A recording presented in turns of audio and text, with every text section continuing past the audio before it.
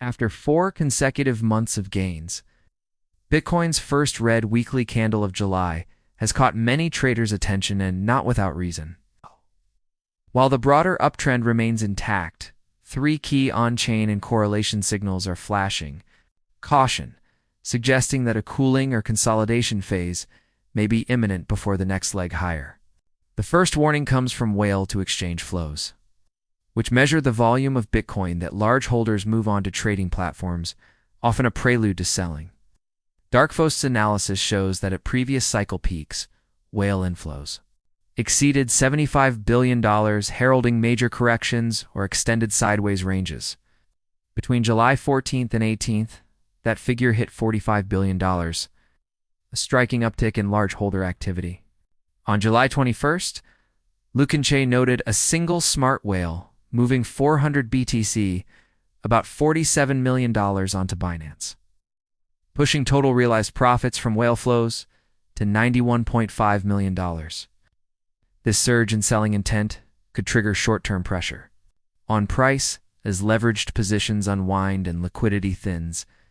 Yet it's also true that not every whale deposit ends in immediate liquidation. Some large holders might be rotating capital out of BTC into altcoins or stablecoins before redeploying elsewhere. In that sense, elevated whale flows could signal a portfolio rebalance rather than outright capitulation, offering a buying opportunity for traders. Keyed into the shift in demand dynamics, the second cautionary indicator is coin days destroyed. CDD, which tracks the aggregate age of coins moved on-chain, by spotlighting long-term holders deciding to transact. In July, 30-day average CDD has soared past 31 million, its highest level since April 2020, flagging that coins dormant for extended periods are now on the move.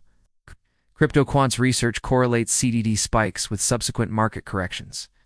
As veteran holders cash in gains, indeed CDD surges often presage sizable drawdowns, reflecting a transition from accumulation to profit-taking. On the other hand, a portion of the increased CDD may represent strategic reallocation. Long-term investors selling modest slices of their positions to fund new entries in emerging sectors or to diversify into high-momentum altcoins ahead of expected rotations. Viewed through this lens, a CDD uptick could mark a maturing market where capital flows more dynamically rather than a pure bearish omen, though history suggests caution is warranted when the long ghosts of past cycles stir back to life. Third red flag lies in shifting correlations between Bitcoin and altcoins. Alfractal's heat map of altcoin BTC correlation recently turned negative, meaning that in the past few days, altcoins have outperformed Bitcoin.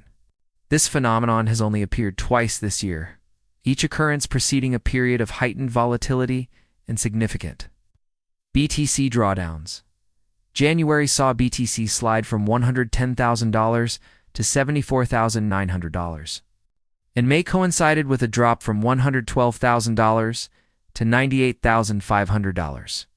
A negative correlation implies capital rotation away from Bitcoin toward riskier alts, often driven by speculative fervor, while diversifying into altcoins can create broader market breadth and uncover fresh value opportunities. Historically, these rotation points foreshadow major shakeouts in BTC when sentiment abruptly shifts. That said, a healthier capital distribution across the crypto ecosystem can also signal a robust market ready to absorb shocks. So a brief period of bidirectional strength need not derail the uptrend, particularly if Bitcoin remains firm above key support levels. Taken together, these 3 signals: whale-driven exchange inflows, CDD spikes, and negative altcoin correlation compose an early warning system for a potential July cooldown. Traders should prepare for a consolidation phase or modest correction, perhaps back toward $112,000, $115,000, where liquidity pools reside and weaker positions can liquidate harmlessly. At the same time, dips may represent strategic accumulation, points for patient investors, especially if Bitcoin's on-chain fundamentals, such as hash rate and long-term holder conviction, remain strong. Risk management strategies like scaling into positions, setting prudent stop-loss levels below recent swing lows, and hedging via options can help navigate the likely bumpy patch.